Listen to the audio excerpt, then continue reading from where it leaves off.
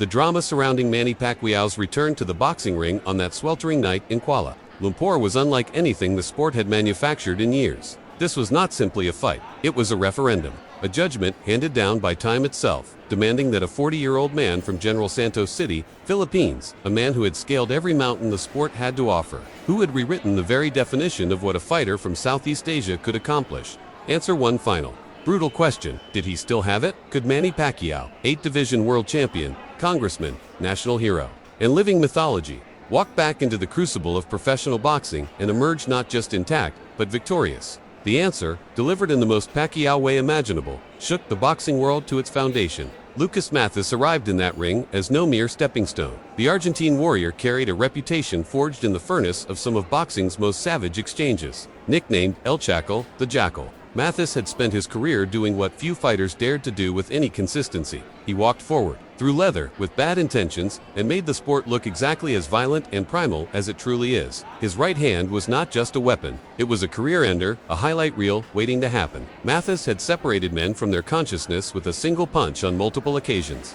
And he wore that power the way a gunslinger wears a holster casually, confidently, with the quiet knowledge that when the moment came, he would not hesitate to use it. He was the WBA light welterweight champion, and he intended to remain so. But then there was To describe Manny Pacquiao to a boxing audience feels almost redundant, like explaining the ocean to a sailor. The man transcended description long ago. What he represented walking into that ring was not merely athletic excellence, it was the crystallization of an entire nation's hope, the embodiment of what relentless hunger and supernatural speed, and an almost pathological refusal to accept limitation could produce in a human being. He had not always been perfect. The loss to Jeff Horn, the previous year in Brisbane, had cast genuine doubt over what remained of the Pacquiao legend. Horn had bullied him, pressed him, taken away his rhythm, and the judges had awarded the Australian a decision that felt, to many observers, like the sport's way of telling Manny it was time to pass the torch. But Pacquiao had not listened. He never listened to that voice. And now, facing Matthysse with something to prove and a career hanging on the outcome, he had come to New Orleans to remind the world exactly who he was.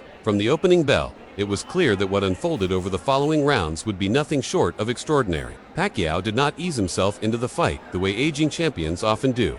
Testing the waters, feeling out the danger, proceeding with caution, he attacked the problem the way he had always attacked problems, directly, with speed, with angles, with the kind of instinctive brilliance that cannot be coached into a fighter because it lives somewhere deeper than technique. He darted in and out of range, his footwork a reminder that whatever Father Time had taken from him, he had not yet taken the feat. Matthysse, for his part, pressed forward with the grim determination of a man who understood that his power was his greatest equalizer, that if he could simply land one of those thunderous right hands cleanly, the entire narrative of the evening could change in an instant. And here is where the beauty of the sport reveals itself in all its complicated, dangerous glory. Because for stretches of those early rounds, Matthysse was not entirely wrong in his belief. He was finding his way into the fight. He was beginning to establish something of a rhythm, beginning to get off with those combinations that had ended nights for so many opponents before. There were moments when the Argentine's forward pressure seemed to give Pacquiao genuine pause, when the stocky, powerful Matthysse was closing the distance and making Pac-Man work to create separation.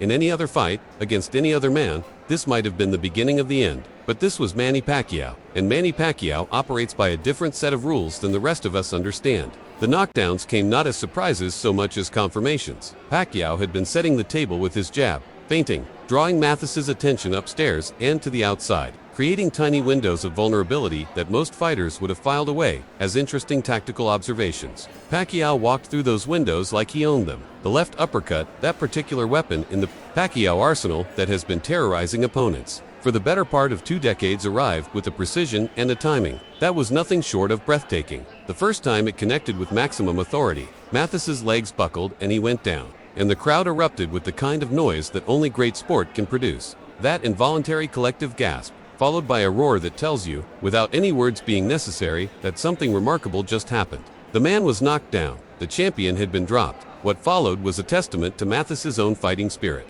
Because a lesser man, a man with less heart and less pride, might have been finished in that moment. But El Chacal rose, absorbed the count, and came back to compete. He came back because that is what prize fighters do. Because the ring demands nothing less than everything a man has. And Lucas Matthysse was never short on heart. His trainer was imploring him from the corner between rounds, pleading with him to stop standing directly in front of Pac, to angle off, to use his feet more intelligently, to stop presenting himself as a stationary target for those vicious counters, stop standing in front of him. The voice called out, as urgent and desperate as voices from cornermen always sound when they know their fighter is in trouble. "You're standing right in front of Pacquiao." And Matthysse, to his credit, he adjusted. He moved differently, leaned differently, sought angles of his own. But Pacquiao, operating with the confidence of a man who had found his rhythm and had no intention of surrendering it, made those adjustments look futile. The commentary throughout the night kept returning to a single thread, a single reference point that felt more relevant with each passing round: the fight against Jeff Horn. That night in Brisbane had been Pacquiao's most recent outing before this one,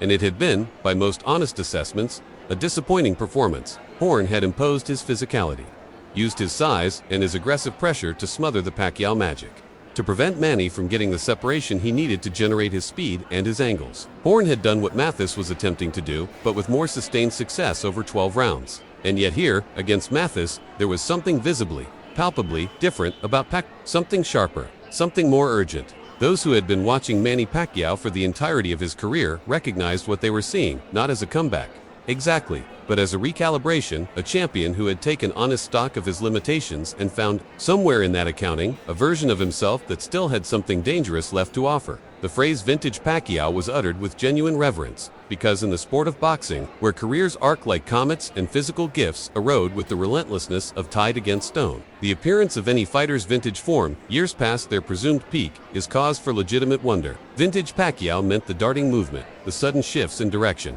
the combination punching that arrived in bursts of 3 and 4 shots with a speed that made tracking individual punches nearly impossible on first viewing. It meant the uppercut set up off the jab, the body work that opened up the head, the general sense that the man in the ring was operating several steps ahead of his opponent in a chess match being played at 100 miles an hour. When commentators used the word vintage, they were not being nostalgic. They were being descriptive. By the middle rounds, Matthysse's situation was growing increasingly precarious. The knockdown had not just put him on the scorecards at a disadvantage. It had done something subtler and perhaps more damaging to his prospects. It had shaken his certainty. The Argentine came to New Orleans believing that his right hand represented the ultimate insurance policy in any exchange with Pacquiao. That no matter how the fight was going no matter how many rounds Pacquiao was winning on points, one clean shot could reverse everything.